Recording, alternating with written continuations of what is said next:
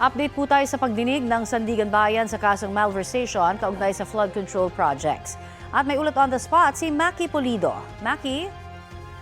Isinala ngayong umaga ng prosekusyon si Henry Alcantara, dating district engineer ng DPWH Bulacan 1st District, sa pagpapatuloy ng pagdinig sa kasong malversation laban kay Zaldico at mga dating opisyal ng DPWH ni Maropa. Yan ay para patunayang may beneficial ownership o na si Zaldico pa rin ang tunay na nagmamay-ari ng construction company na SunWest Inc. Kahit pa sinabi noon ni Ko na nag-divest na siya ng kanyang mga interes sa construction company na kanyang itinatag. Sa judicial affidavit ni Alcantara, sinabi niyang ilang beses niyang nakamiting si Ko dahil humihingi si Ko ng mga proyekto sa Bulacan para sa construction company na SunWest.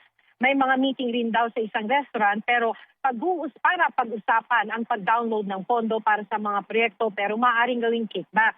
Tinutulan ng depensa ang testimonya ni Alcantara dahil wala naman daw kinalaman sa mga proyekto sa Mimaropa. Dahil sa continuing objection ng depensa, tumanggi silang isalang sa examination si Alcantara. Pero pinayagan ito ng korte dahil tungkol sa puntong beneficial ownership ni Ko sa SunWest Construction Inc. Connie? Maraming salamat, Maki Pulido.